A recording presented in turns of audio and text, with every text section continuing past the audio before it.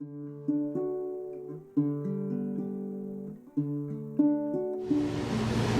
you ready, George? Let's give it a shot. Let's give it a shot. Here we go. July 13th. It's a Wednesday. Welcome to the Sports Wrap with George and Rainier. And another gorgeous day here in downtown Rainier. It is a beautiful day. We don't have a lot like this, and we rarely go outside in the winter. So we got to take what we got. We got to take advantage. Yeah. That sun is just right about there, but I'm going to. You want to slide over? Yeah, I'll deal with it. You know, that spotlight it's not too strong for me. I know, it never was. That's for sure. Hey, before we get into the show, we got breaking news, folks, and there won't be breaking news when you watch this, but we got breaking news. The Twins just walked off the Brewers 4-1 as Miranda hits a 3-run ding dong. Hey, the rookie's doing well. Yeah, you think he's going anywhere? No, I don't think so and either. So they were talking about that other guy over there at that's in St. Paul, 11 miles away. What way is that? That's Miguel, and and as much as I love Miguel, I don't know how he fits into this lineup. I can't figure that one out. He doesn't. That's why we're going to have a new pitcher come the end of July, because Miguel's not going to be in a Twins uniform anymore. If it doesn't happen, I'm going to be more shocked than Cam Talbot being traded, but we'll talk more about that. Anyway, Miranda hits the 3-run home run off of Josh Hader, who never, ever blows a save, who doesn't give up runs. He not only gives up the hit and a walk, but then he gives up the 3-run ding-dong, and that makes up for last night a little does bit. it ever dawn on you that people in that league can really hit the baseball?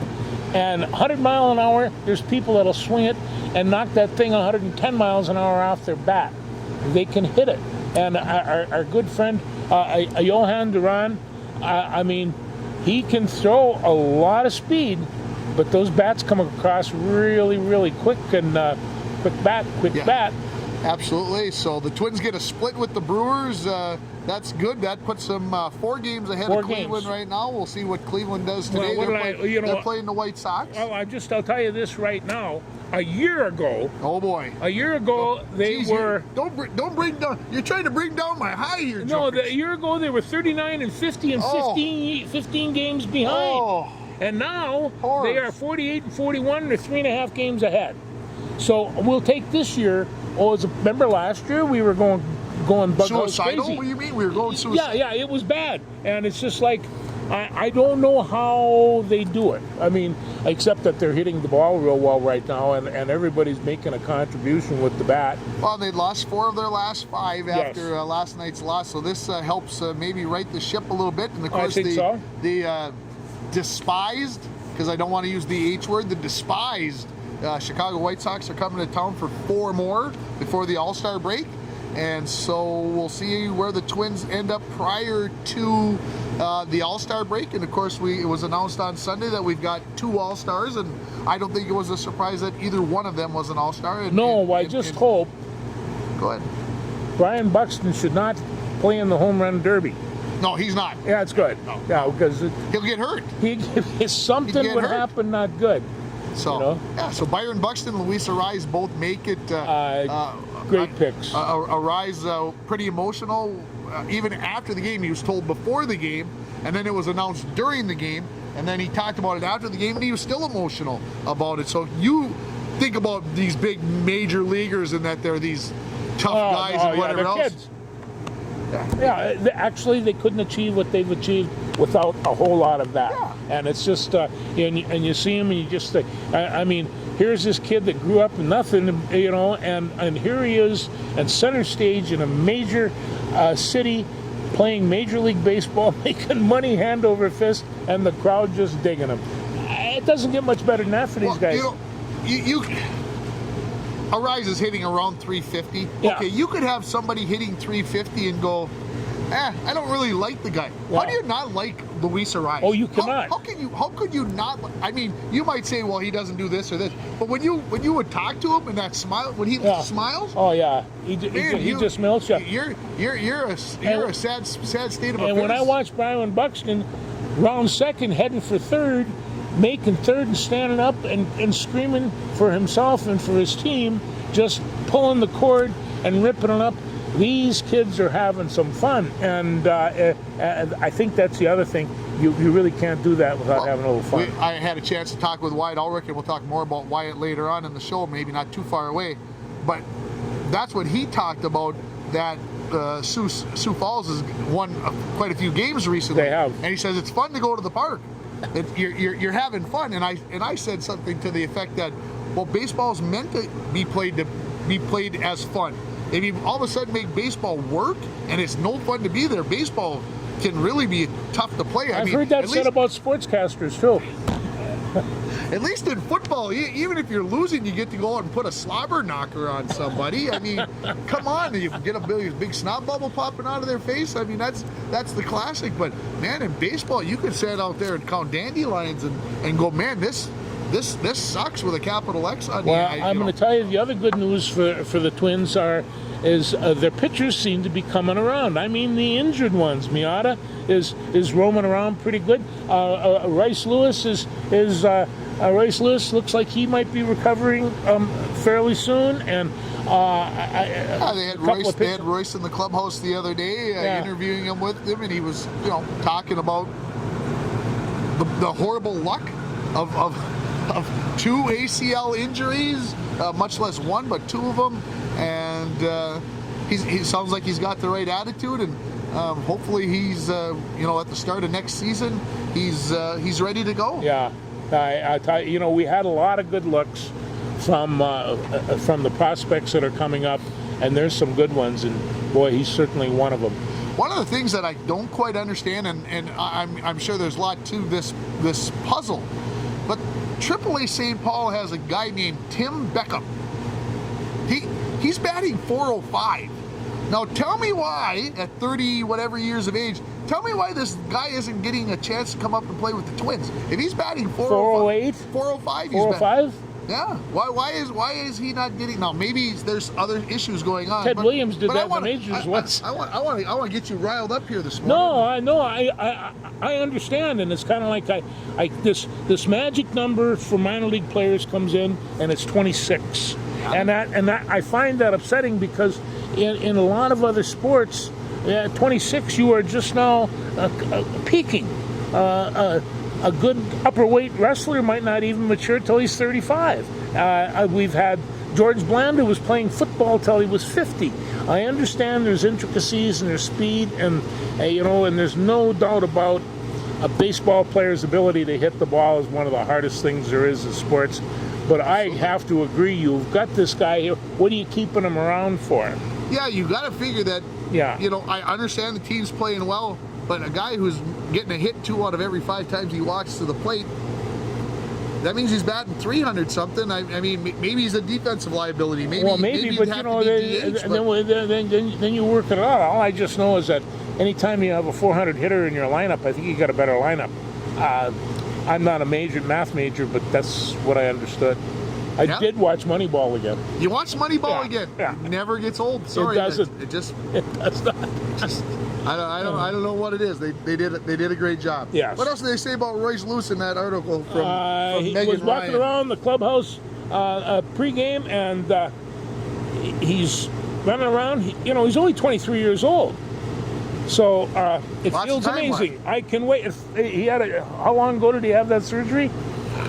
Probably early June. Early June, so that's like 2 months. It feels amazing. See, if that was you or me, we'd still be in a walker for quite a while, and he doesn't have that issue. So, I don't know. This guy is really something. He is going to be a well heard of baseball player before he's done. There's no doubt about it. I'm gonna throw Uncle Paul under the bus right now. About a month ago, Miranda made an error at first base, and Paul said, we got to get rid of him. We got to send him away because he can't play defense in the field. Well, he keeps hitting these home runs, and so he's going to be kind of hard to get rid of. Well, the thing of it is, and they had him playing at third for a little while. That was no good. But so first, if you're going to work him, I mean, I watched Moneyball. What did they do? They took an old catcher that couldn't throw, turned him into a first baseman, and he got the home run that won the deal. So it's. You just never know how things are going to work out. And the name of the game is, hit the ball, catch the ball, throw the ball, but it's mostly hit the ball, and it's. Yeah, it's an interesting dynamic for the Twins. Kirilloff has been hitting the ball well. You got a hard time getting him out of the lineup right now. They got Celestino and Gordon and Kepler who can all play in the outfield. When Buxton's not playing out there, he's DHing. Gordon can come in and play in the infield. All of a sudden, you got Miranda who can play first and third. You got Urshela who plays a heck of a third base. I think I've already talked to you people about how much I love watching Carlos Correa at shortstop, and Jorge Polanco's back at his natural spot at second. And the best part maybe is that teams aren't stealing bases against the Twins. They've thrown seven out of their last 8 out. Yeah, and at first you take a look and think, what a jump. He's got them, and it's just so they have a great release, and I think both catchers do a nice job back there. They were talking that the first base coach is a former catcher, and that he's been giving lots of extra lessons about releasing the ball. And actually, they've told Jeffers to quit trying to throw the ball on the air, get the ball so that it skips off the turf to keep it low, rather than I think what was happening with Jeffers is the ball was sailing on him, trying to throw the ball. Keep it on the ground. Well, and plus that second baseman all has to reach that ball down. You want it down there. It's right there. Yeah. So anyway, they're fun to watch defensively. At third, sometimes I think they have some holes, but hey, what can I say? They're 4.5 games in first place, not 15 games like last year. So, somewhere along the line, we got to kind of celebrate a little bit. Everybody wants to stay nervous because they are a Minnesota team, and sooner or later they're going to choke this away, right? That's what I heard today from somebody, and I'm like, well, let's not go down that road. We don't have to go down that road. Let's keep talking baseball. Let's talk Wyatt Allred. Did you watch the All-Star game last night? No, I did not. No, I didn't. I sent you that link, and you didn't. I didn't get the link. Anyway, I sent you an email yesterday afternoon sometime. Anyway, the game was there, and Wyatt got up in the 7th inning and grounded out to the second baseman, then came up in the 9th inning. And I'm watching now. I'm watching because I really should be sleeping, but I'm watching instead because I know Wyatt's going to get one more chance at the plate, or at the dish, as the announcer like to keep saying, at the dish, not at the plate, at the dish. Anyway, that's a pet peeve there. Anyway, he comes up, and either the second or the third pitch, he pulls one down the right field line, and he's watching it, and I'm like, oh my gosh, he's gonna tie the ball game. They're down 6-4. I shouldn't say that. A runner on, he comes up, down 6-4, and he pulled it about this far foul. It goes over the fence, but about that far foul, and I think he knew it when he hit it that it was going to be tough, and he watched it. But he worked out a walk. And then his teammate, Jabari Henry, comes up 2 batters later and jacks one into the left center seats. And the West, the team that Wyatt is playing for, wins 7-6. And that's how that went. So he was 0 for 1 with a walk and scored, I guess, the tying run. The homer was the winning run. So Wyatt's gonna find a way to make a contribution. And it's like watching Moneyball. He walks a lot. Do I care if he walks a lot? He gets on base a lot, and why? He takes so many pitches. Wyatt is not going to go up there and strike out on 3 pitches. That's not going to happen. Probably not going to happen. No. He protects the plate well. I would say the number of walks this year is down from last year. I think he's being a little more aggressive at the plate. I think they've asked him to be more aggressive at the plate. Take your swings, calculated swings, and he's not a rookie anymore. He can do this. Yeah. So. If you want to watch something a little scary, I watched it first from like the center field camera, but he took one high at about 96, right about here in this area, and he landed in the dirt. And his dad has a pretty good video of it on Facebook. So Darrell Ulrich, look up Darrell Ulrich, DARRELLULRICH, Darrell. There you go. Now you're going to have all kinds of Facebook followers. Yeah. Anyway, he got the field attendant through the mesh, and he's taking the video out on the field basically of this base. Anyway, you have Sue. I gotta see that. So anyway, it's worth the time. And anyway, Sioux Falls goes back to work on Thursday. They're in Sioux City against their rivals from Iowa there. And we'll see how the second half of the season goes. And they were working on a pretty good winning streak. Exactly. So hopefully the momentum continues. 4 teams from the 6-team West Division makes the playoffs, and that's where they're hoping to get to. Work their way back. Season ends Labor Day weekend, Labor Day Monday. Actually, Labor Day, I guess, would be a better way to say it. And then the playoffs get started. So hopefully we'll we'll get a chance. And why it's out in Fargo the week of 16, 17, 18, 19 in August. And we may have to make one more trip, The George. dog days of August are here. We'll be here. I don't know how I'm going to fit it in, but we're going to give it heck to try to do it. So. Let's see what we can do to fill it in. Yeah. Baseball wise, other than that, well, I'll tell you. What do you? A trade deadline's coming up. yeah. What do you think they'll do with that? Do you think they're going to be looking for? I think they're going to be looking for a relief pitcher, a stud relief pitcher.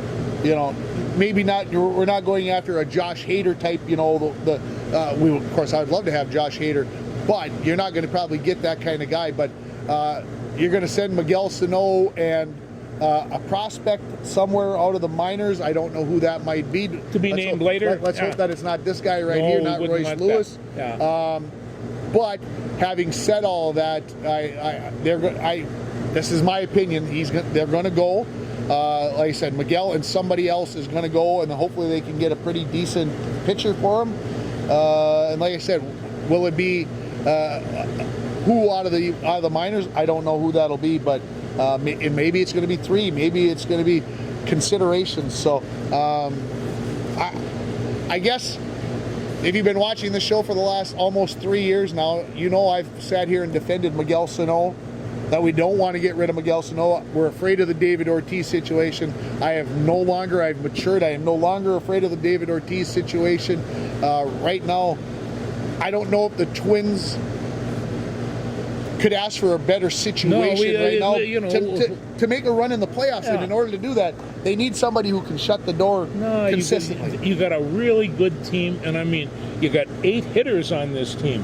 In the old days, that's all you ever hoped to have, and the ninth isn't bad. So the scary part about that is the Yankees and the Houston hitters 1 through 8 might be better, and that's therein lies the issue, folks. And of course, it sounds like a broken record. What's New York 14 and a half games up? Yeah, they're up. They could coast in from here and win the division. Toronto just fired their manager today. Yeah. If the playoffs started today, Toronto's in the playoffs, and they just fired their manager. Yeah, that's not good. Now they're in 4th place in the American League East, which is not very good because they thought they were going to contend for the title. However, you are in the playoffs, so boom. And nothing's safe in baseball as well right there. Oh, no. It's you take a manager spot to get fired. That is the most...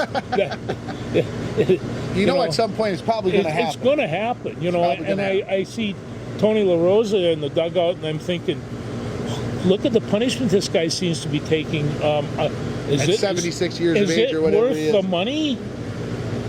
I mean... Is it worth the glory? The glory? How many managerial wins? How many does he got to be on top? I would say La Russa is pretty close. Yeah, but I just and Dusty Baker as well.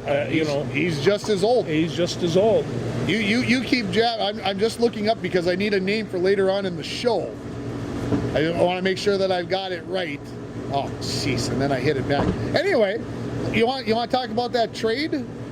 Our goalie, Cam Talbot, no longer with the Minnesota Wild. He's been traded to the Ottawa Senators for Philippe Gustafsson, I believe is how it's pronounced. Yeah, Gustafsson. Yeah. Gustafsson or Gustafsson, I'm not sure. I didn't look it up, and I don't think it matters because I think we can say it both ways. An old goaltender for a young goaltender. Saves some money on the salary cap. They did sign 4 free agents today because free agency opened this morning at 11 a.m. They signed 3 guys on 2-way contracts. That's not major. That's not major free agency like I was possibly expecting. No. But don't forget, they've got salary cap issues, and so if you were expecting them to go out and sign some major free agent, you've been smoking the wrong pipe. Yeah, because it ain't gonna happen. I mean, I've been smoking the wrong pipe too, but they got other issues, like Kirill Kaprizov. Yeah, that Kirill thing. I don't think there are 27 Russian hockey players in the NHL. Only? There's only 27? Isn't that amazing? Oh my God, I would have guessed that there was hundreds. Yeah, in the hundreds. They seem to come out of the woodwork, that's for sure, and they're all pretty good too. Yeah, that's what I'm saying. Maybe it just seems. And like, now you're telling me that there's less than one Russian per team? I can't believe that. Anyway, keep going. Sorry. Well, I mean, some teams have 3 or 4 of them. Don't they have a whole line? You know. And we've got Kaprizov and Krylov. No, he's a baseball player. I get those two confused. Anyway, no. That's what I said to somebody. He's his cousin. Is he really? No, it's not even the same name. So, the Wild probably have got themselves something to be concerned about. They also have 2 months to get it figured out. Yeah. And I'm hoping that they will. But Cam Talbot was 51, 20, and 9. Which over is 2 seasons. That's not a bad record, Tim. It's pretty doggone good. Well, what was his record last year? He was 20 and 6 or something like that? I don't remember exactly what it was. It was pretty doggone good. Yeah. But Cam, as Bill Guerin said, you could read between the lines. You could feel that he didn't want to be here any longer, essentially, that I needed to get him out of the situation. He wasn't happy with the situation, so get another goaltender. I wish now that we hadn't lost Kaapo Kähkönen, because I feel like I would just wish that. Kaapo could have been pretty good. Darcy Kemper, who wins the Stanley Cup, signs a 5-year contract with the Washington Capitals today. I felt like, in my mind, that was the big free agency. I'm sure there are others that are bigger than that. But a championship goalie. Yeah, a championship goaltender. And, of course, the Capitals looking to, to get one more here before they're Russian. Yes. Ovechkin goes the way of the dodo and has to retire and whatever else that he's going to do. He'll probably play till he's about 48, though, as well. So. Well, and Philadelphia has a kid that's in Russia that seems to be in a little bit of a problem, too. And he's in a bigger issue because they sent him off to military camp. The Philadelphia Flyers are not going to get this kid back.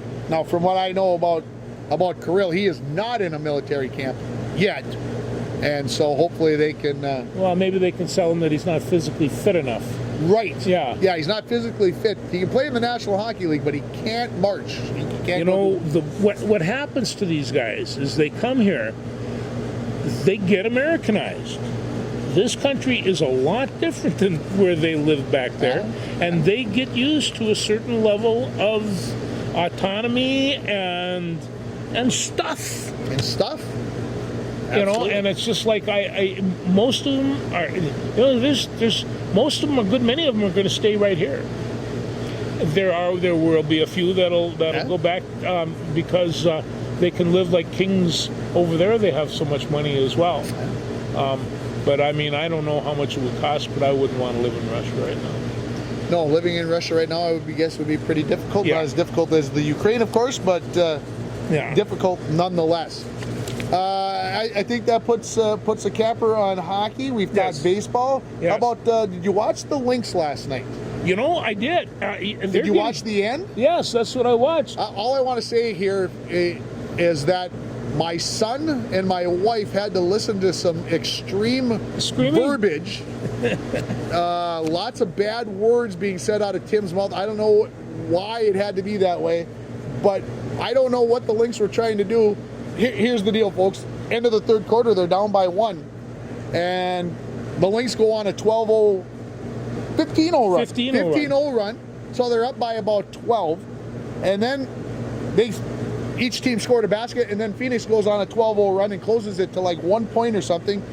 And then I don't know what happened at the end, but they didn't play defense very well. And they gave up about 16 offensive rebounds. It looked like the Timberwolves.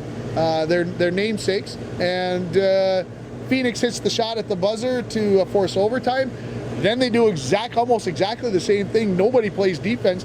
All of a sudden, it's a 2-point game, and all of a sudden, we're defending the 3, overplaying it like Anthony Edwards did in the playoff.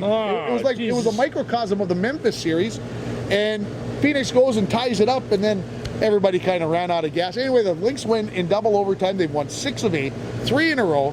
And they 118 to 107. They really walloped them at the end of the second overtime. They did. So I mean, they're still kind of at the bottom of the heap, but they're playing so well right now. They might just make the playoffs. They could pull it off. And of course, Nafisa Collier, who had a baby back in late April, early May. Don't quote me on that. They're saying that she is trying to get ready so that she can play in the playoffs. And if Nafisa Collier comes back, that's a different deal. That's a game changer. That's a game changer. Yeah. So, Cheryl Reeve was not happy after the game, cussing in the post-game interview. Luck can't celebrate this win because of how poorly we played. At one point in overtime, the Lynx had 22 turnovers and Phoenix only had 7 for the whole game.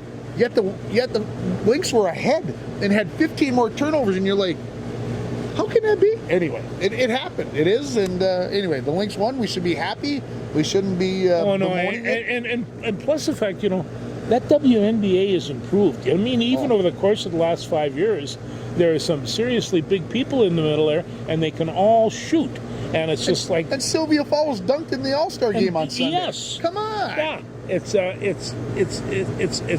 I mean, I'm just pleased as hell to watch these women get an opportunity to play like that. Did you see the 3-pointer that Rachel Banham took? I think either late in the fourth. It was early. It was about midway through the first overtime, and there was no reason. There was like 13 seconds left on the shot clock. She dribbles between her legs and fires up a 3, and of course it was a brick. Yeah. And they called the timeout, and they showed Cheryl Reeve and Banham about this far apart. Banham's looking away from her like this, knowing I don't even want to look at you because I know I screwed up. And that's even as professionals, they do. And I mean, the first thing that I coached when I was with coaching basketball on defense, do not hit the 3-point shot. Do not just raise your hand. Don't foul, whatever it is. And of course, a beautiful girl, one of my favorite basketball players. She went up and she fouled. This is Donna Cook. She fouled this girl, and I says, "That was not a good choice." Well, meanie George. She knew it as soon as she went up and did it. You didn't have to say anything. I didn't have to say a thing. Yeah, that's okay. Yeah. Yeah. But and of course we see it in college. You see it in the pros all the time. And Sue says, "Don't they know that?" Yes, they've been told several times. Don't do it. You just don't do it. They just don't do it. Orlando shuts down Bandero the other day after 2 games in the Summer League. How long till Oklahoma City figures it out that they should not be playing Chet Holmgren? No, idiots. Let me just bring this up. My good friend Pat. Your good friend Patrick Royce. Patrick Royce says anybody that spends time watching the NBA Summer League needs a psychiatrist. And yesterday I found myself looking around. I wanted to see if Oklahoma was still playing Holmgren. They still were playing Holmgren, and I thought Ringer is going to have a cow. If Royce is true here, I'm changing the channel right now but he says, yeah, if this is what your summer watching has come, you need a psychiatrist. Timberwolves play Milwaukee this afternoon at 4 o'clock, so about the time we get done recording the show, they'll already be into it. And of course it's on TV, so no, I'm not going to watch. I promised myself I wasn't going to watch. There's really nothing to watch. Folks, if they're really playing Summer League basketball, they should be getting their kids ready that are not going to be in the NBA or that are the kids that are going to be needing minutes in the NBA or getting them ready for the G League. So this is what they're doing. It's good college. It's good college basketball. It's good college basketball, and ESPN is paying for it, they're selling tickets. I mean, this is a paying proposition because they don't have to pay these guys very much, if anything at all. So I guess they're all on professional contracts, but it really is mind-boggling that they're even doing this. So you ready for some downer news? Let's look the downer. Well, we're going to stay with basketball. Yeah. But did you hear about the Gopher women's basketball team? Yes, I did. Nia Holloway, one of the Fantastic Four that came in. Guess what, folks? Think about this before I answer the question or George answers it. What would happen to a University of Minnesota basketball player during summer practice? What could be the bad news that would happen? They got caught drinking? No. They got caught smoking weed? No. What happened? They blew a knee. What is it with University of Minnesota basketball players in the summer blowing knees? And men and women. Both men and women. And right now, I understand the summer league for the Gophers, the practice schedule is ruthless. And, and it's, this is no time to be doing that. This isn't AAU anymore. Half those kids should be getting rest and getting good stress exercises. Shoot, of course, but should they be running up and down, blowing out knees like my friend Mr. Parker? I don't. I mean, crap happens. There's a better word to fill in there. You fill it in at home. Yeah. And I understand injuries happen, and you got to go out there and do things. But there seems to be something in the wind with knee injuries. I don't know if is it the floor at Williams Arena? Is it the weight room? Right now, the season is 9 months long. Are we doing the wrong exercises? Do we need to have all the kids in knee braces during the summertime so we aren't doing this stuff? I don't know. Well, that's not a bad idea. Very frustrating. Yeah, every offensive lineman has to wear a knee brace on both legs, whether they've had a knee injury or not, because you don't want to see them blow a knee. I don't want to see basketball players. As long as we're talking about college sports, wow, I want to talk about the transfer portal. Marcus Fuller, he had an article in the paper on Sunday, and he says the high school kids and the old-time recruiting high school talent is not getting recruited anymore because most of the coaches are pulling 1, 2, or 3 scholarships, waiting to see who's going to enter the portal. Now, who's going to enter? 5,000 football players this year, 2,000 basketball players, men's basketball players, and almost as many women basketball players. And so everybody's moving around. They're getting talent, and they're so. And the college coach right now, he not only has to recruit the high school, he has to recruit the portal kids, but he has to kind of re-recruit his own kids so they don't enter the portal. I think that this is a chaotic mess, and it should be interesting to see how it all sorts out, but right now there's no sorting. And then Nick Saban comes out yesterday and says it will definitely be 2 super conferences dominating college football in the near future. It's going to happen. Don't try. You can't fight it. It's the way it's going to be, and it's just kind of like... See, in the old days, we had super conferences too. We call it the West, the South, the North, and the East.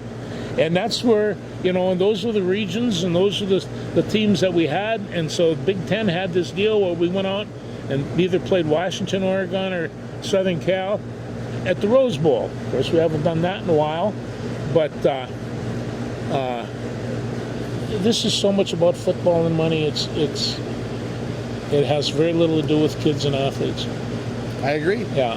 Well, can you believe it? 7 weeks from tomorrow, the college football season opens for the Gophers. Yeah, and I sound just like a hypocrite because I can't wait for college football. Can't wait for college football, and of course the high school season opens that day as well. Mm-hmm. And so, yeah, it's 7 weeks away, and we'll be full into it by then. It's going to be. It'll be upon us before we know it. I've been seeing linebackers in my sleep. I know it's coming. Hey, did anybody see about the Winnipeg Blue Bombers last week in the Canadian Football League? They went to BC, they went to British Columbia and took on those vaunted Lions and kicked the living snot out of them and beat them 43-22 to remain undefeated. Yeah, undefeated. Didn't they win the whole deal last year, the Grey Cup? Last two times the Grey Cup's been played for, they've won it. So, my Blue Bombers doing well. I thought you just liked because of their colors, gold and blue. You like that. Like my good friend Campbell Sether. Yeah. But that's why he likes Ilya Sorokin, is because of those nice colors he wears when he's goaltending for the New York Islanders. There's a couple other comments I want to make about these portals. Transfers now are coming in, they have to get waived because they've had portals to more than one school, some as many as 3. And the COVID type thing has brought up all kinds of variants that they can get, and they are giving them to them. But keep this in mind, and this is what makes my heart sore. Boosters are not allowed to influence the kids. Yeah, right. Well, I'm just saying, it's not allowed. Yeah, everybody who believes that Yeah. I didn't much buy it either. Oh, and the Gopher basketball, they picked up a guy named Caden Betts. He's 6'9". This is going to be in the 2023 class. and he's coming from West Virginia, and he's at a place with Huntington Tech in West Virginia. But the kid's pretty good. He can post up. He can shoot. He is like in the top caliber. And he'll have a knee injury before we ever see him put on a gopher. Sorry. See, you can't be cynical like that. That's pure cynical, right? What this is that Ben Johnson, and he's getting grief because, well, I thought you were just going to recruit in state. Well, and I know he can't really do anything in the Big Ten without recruiting out of state. You just can't do that. So no matter how many premier players there are in the Big Ten, it's not enough. But this kind of lends back to these portal things, and Ben Johnson has no choice, but he has to look at, he has to hold some of these scholarships to see who might show up. He has to. Fox is done for the year, if not forever, and he's still got to put a team together. So, but you're right about that summer league, and I also wonder about AAU and the high school. What kind of those guys play some pretty brutal schedules against some very good competition. So it's a tough thing. Basketball players are tough, but they're fragile. Yes, they are. Yeah. Okay. What else? What else you got? Anything else we need to jibber jabber about? First off, I want to just talk about USC and UCLA in terms of Big Ten basketball. That's definitely going to contribute to the powerhouses there because, well, they both had good teams last year. They both, I don't know, one of them, UCLA probably lost their first one, or it was USC lost their. But they were in the show, and they both had good records, and I think that's going to be a secondary thing, but that's going to make a difference in the Still 2 years away. Still 2 years away. But we're already making plans, right? Oh, are you kidding? They're making money plans. This is, you haven't got a Big Ten UCLA T-shirt yet? No. And I won't wear a UCLA. Maybe if they force me when I'm sitting in the casket, maybe somebody might be able to get that on me. The only reason I said that is I knew the answer. The Minnesota United Loons, yes. Nice comeback the other night in Vancouver last Friday night. Usually the way it works is the Loons score first, and then they give up the lead. Yeah. Well, the Loons decided they tried the other way. Give the other team the lead in the 66 minutes, and then score 3 goals in the last 25 minutes of the match and win 3-1. Hey, they're back to 500, everybody. If the playoffs started today, the Loons are in. Well, were they 6-1 or 7-1 at one time? They were taking a kicking. Yeah, 8-3 right now on the season, so 8 wins, 8 losses, and 3 ties. We'll take it, and still hoping to get down to a game this year. But boy, I'll tell you, they played till almost November. I'm not saying I'm running out of days, but I'm running out of days. It's been brought up again, the winter game that they played. Yeah. Yeah. People would think that's cool? No, they thought that was cruel? Yes, it was cruel because who did they play? They played, I think, Costa Rica, if I remember. Costa Rica, the last snowball fight in they've never had a snowball fight in Costa Rica, face it. And so they brought those guys up, froze them to death in the middle of the game, and won at what, 1-0? Yeah, 1 or 2-0. I think it ended up. Yeah. I don't think they should be playing that kind of soccer in that kind of weather. Probably not fair. We got domes. That's why they played it there. I get what you're saying. Yeah, but I mean that came up again. I'm pulling for the Loons. I want them to do well. I really do. All right, I'm going to finish up with this. I told George this morning, I'm not a big I should say I'm not a big Ja Morant fan, but I know that George is. And Ja, on Monday, it was reported that he said that essentially Michael Jordan in his prime, that Ja Morant would take him to school and school him on how to play. Well, I looked it up just before I came out here to see if it was true, because I was going to bring it up and go after Ja Morant. They kind of said it kind of kiddingly on the air, and ESPN ran with it that he said it for the truth, and it was all a farce. So we had fake news. Now we got fake sports. Well, yeah, and that happens all the time. I mean, when you talk about, boxers jibber-jabbering before the big fight, I mean, if you can't find that entertaining, then you're not a boxing fan.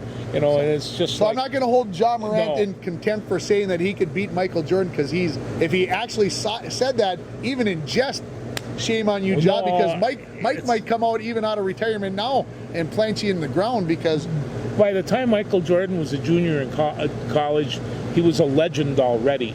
And you know, and we knew what was going to happen with him. The first time I saw, is that you didn't get drafted #1. We knew this in the end. Yeah. And when Morant came out, the first time I saw him, he was like a freshman or a sophomore, and you know, and he just at Murray State, I believe, and he's just like, who is that kid?